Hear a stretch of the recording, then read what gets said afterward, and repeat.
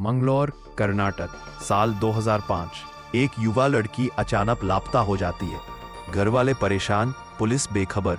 किसी को नहीं पता था कि ये सिर्फ शुरुआत है।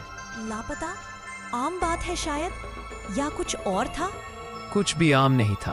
अगले कुछ महीनों में आसपास के इलाकों से और लड़कियां गायब होने लगी। पैटर्न डरावना था। पैटर्न? क्या था वो पैटर्न? एक जैसा दिखने वाला आदमी, एक खास जगह? पैटर्न था शादी का झांसा। एक ही शख्स, अलग अलग पहचान, भोली भाली लड़कियों को अपने जाल में फंसा रहा था। वादा करता शादी का, ले जाता किसी लॉज या गेस्ट हाउस। फिर वो करता क्या था? पैसों के लिए? ऐसा तो मकसद था, पर तरीका ऐसा कि पुलिस भी हैरान रह गई। वो उन्हें एक गोली देता था, गर्भ निरोधक गोली बताकर। गर्भ निरोधक गोली? इसमें क्या अजीब है? अजीब ये था कि वो गोली गर्भ निरोधक नहीं थी, वो थी साइनाइड। ये कहानी है एक ऐसे शख्स की जिसने प्यार के नाम पर मौत का सौदा किया, जिसने कम से कम 20 बेगुनाह लड़कियों को बेरहमी से मार डाला। ये कहानी है साइनाइड मोहन की। 20? ये तो भयानक है। और सब उसी साइनाइड से? हाँ, शरीर के पास या पर्स में साइनाइड की गोलियां मिलती थीं, जिसे पुलिस अक्सर इसे आत्महत्या समझ लेती थी। कातिल चालाक था, हर बार जगह बदलता, नाम बदलता। तो पुलिस को शक कैसे हुआ, अगर वो इसे आत्महत्या मान रही थी? शक तब गहराया जब एक जैसी गुमशुदगी की रिपोर्टें कई थानों में दर्ज होने लगी। युवा लड़कियां, अक्सर अच्छी पढ़ाई लिखाई वाली, अचानक गायब हो जाती थी। उनके फोन नंबर बंद आते। जांच शुरू हुई तो एक एक कड़ी जुड़ने लगी।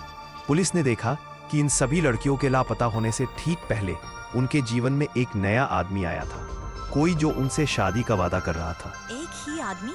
लेकिन वो इतनी सारी लड़कियों से कैसे संपर्क करता था? उसका तरीका था बस स्टैंड, खास तौर पर उन इलाकों के बस स्टैंड जहां ग्रामीण इलाकों की लड़कियां आती जाती थीं।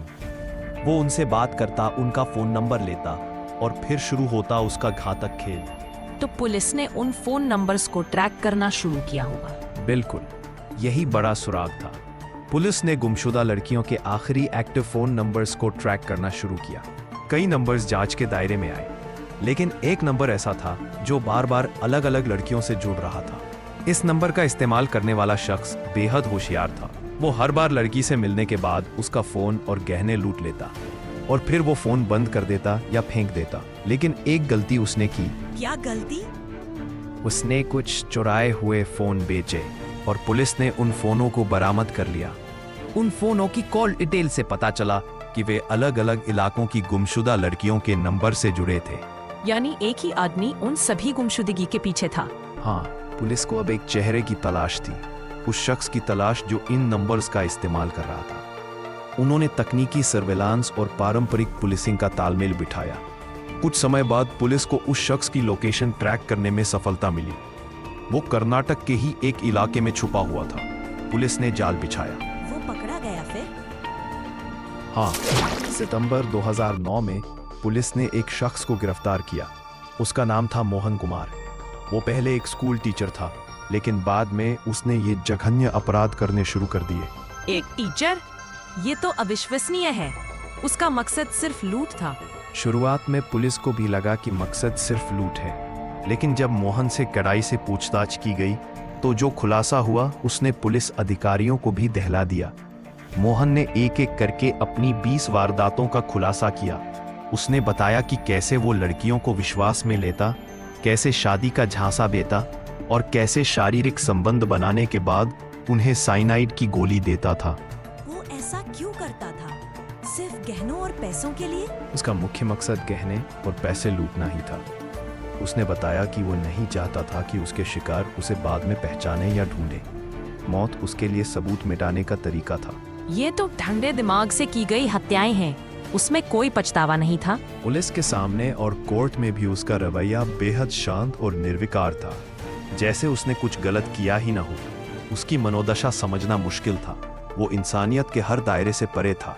मोहन लड़कियों को बस स्टैंड पर देखता, उन्हें पहचानता जो अकेली होती या परेशान दिखती। वो खुद को एक सफल व्यापारी या सरकारी अधिकारी बताता, मीठी मीठी बातें करता, शादी का प्रस्ताव रखता। जब लड़की उसके झांसे में आ जाती तो वो उसे किसी दूसरे शहर ले जाता, किसी लॉज या होटल में रुकता। शारीरिक संबंध बनाने के बाद वो उसे कहता कि उसने गर्भ निरोधक नहीं लिया और ये गोली अभी ले लो ताकि कोई समस्या ना हो। और लड़कियां उस पर विश्वास कर लेती थी। हाँ, शादी के वादे और उस पर विश्वास के चलते लड़कियां उसकी बात मान लेती थीं। गोली लेते ही साइनाइड का असर होता और उनकी मौत हो जाती। मोहन उनके गहने और पैसे लेकर फरार हो जाता। ये कितने समय तक चलता रहा? 2005 से 2009 तक।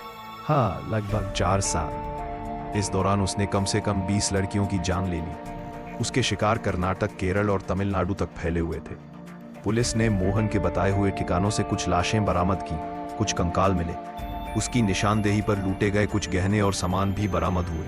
कोर्ट में क्या हुआ? उसे क्या सजा मिली? मोहन कुमार पर कई मामले चलाए गए। सबूतों और गवाहों के बयानों के आधार पर अलग अलग मामलों में उसे कई बार फांसी की सजा सुनाई गई। कुल मिलाकर उसे 16 मामलों में फांसी की सजा और 1 मामले में उम्र कैद की सजा मिली। तो अब वो जेल में है, उसकी फांसी हुई या नहीं? सुप्रीम कोर्ट ने उसकी कुछ फांसी की सजाओं को उम्र कैद में बदल दिया है।